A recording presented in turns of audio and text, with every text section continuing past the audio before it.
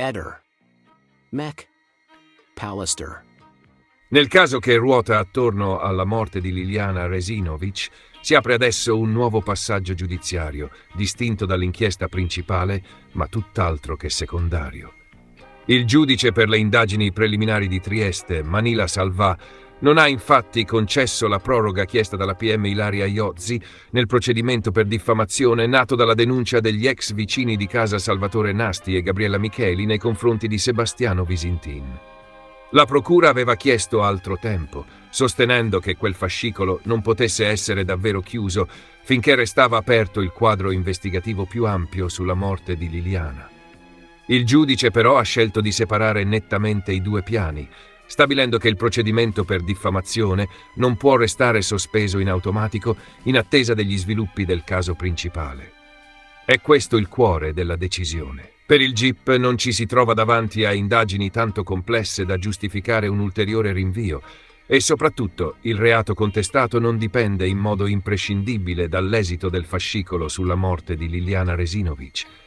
In altre parole, il fatto che la verità processuale sul caso non sia ancora arrivata a un punto definitivo non basta, da solo, a bloccare anche un procedimento parallelo. La conseguenza più concreta è che adesso la procura dovrà scegliere in tempi brevi la strada da seguire, decidendo entro il 27 aprile se chiedere l'archiviazione oppure andare avanti con l'azione penale.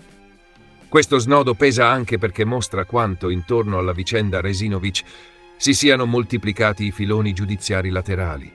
Già a gennaio, infatti, un altro procedimento per diffamazione, sempre collegato a dichiarazioni riferite agli stessi ex vicini, era stato archiviato dalla stessa GIP Manila Salvà su richiesta del PM Andrea Laganga.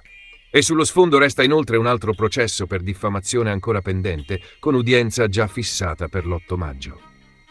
Il quadro quindi non è quello di un episodio isolato, ma di una lunga scia di procedimenti che continuano a intrecciarsi attorno al nome di Liliana e a tutto ciò che in questi anni è stato detto pubblicamente sulla sua morte. Intanto, sul piano umano e simbolico, questa giornata segna un altro passaggio delicatissimo. Per oggi, martedì 21 aprile 2026, è stata fissata a Trieste una nuova cerimonia funebre per Liliana Resinovic alle 12:30 nella cappella del cimitero di Sant'Anna, dopo il rientro della salma dall'obitorio di Milano, dove erano stati eseguiti i nuovi accertamenti tecnici. Si tratta di una cerimonia breve, pensata in forma raccolta, seguita dalla nuova sepoltura. È il secondo addio a Liliana, un momento che arriva dopo una lunghissima sospensione, dopo il trasferimento dei resti per gli esami e dopo mesi in cui anche il dolore della famiglia è rimasto congelato dentro i tempi della giustizia. Anche qui, però, nulla è semplice e nulla è davvero chiuso. La procura ha dato il nulla osta alla nuova sepoltura, ma ha confermato il divieto di cremazione.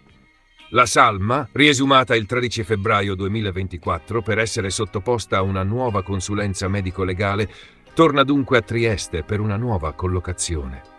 Secondo quanto riferito dal fratello Sergio, la sepoltura avverrà in un loculo sotterraneo e sulla nuova lapide sarà riportata come data della morte il 14 dicembre 2021, cioè il giorno della scomparsa indicato nel nulla osta. Sullo sfondo c'è anche la legge 9 marzo 2026, n. 35, entrata in vigore l'8 aprile, che ha modificato la disciplina sulla disposizione delle spoglie mortali delle vittime di omicidio e ha inciso anche su questa fase della vicenda. Ed è proprio questo il punto più amaro dell'intera storia. Mentre oggi si compie un nuovo rito di sepoltura, l'inchiesta non è affatto arrivata alla sua conclusione. A inizio marzo il collegio peritale ha chiesto altri 90 giorni per depositare gli esiti degli approfondimenti genetici, merceologici e dattiloscopici sui reperti collegati alla morte della donna. Per questo il secondo funerale di Liliana Resinovic non coincide con una parola finale, ma con un'altra tappa, dolorosa e solenne, di una vicenda che continua a camminare su due binari diversi. Da una parte il bisogno dei familiari di restituirle finalmente un luogo e un ultimo saluto, dall'altra una verità giudiziaria che ancora oggi resta incompleta e attesa. Qualcuno annunciava Sebastiano a Riccione domenica sera, fatto sta che oggi non si sa se Sebastiano sarà presente al funerale. Sebastiano non lo so, credo di sì, spero di sì. Insomma, dovrebbe essere un parente Sebastiano, credo. Purtroppo questo giovanotto sembra non piacere alla famiglia Resinovic. Mi dispiace, ma sono stati assieme 32 anni. Se poi la famiglia non piace, va bene, d'accordo. Non ho notizie di Sebastiano. Credo bene che si indaghi per omicidio. Ma insomma mi pareva evidente, insomma, no? L'ipotesi del suicidio era ridicola, ma insomma. E per un paio di mesi ha tenuto anche quella, anzi, ha tenuto fino a quando il GIP dai Notti non ha stabilito che si è trattato di omicidio. Avvenuto di prossimità, poi l'ha anche specificato.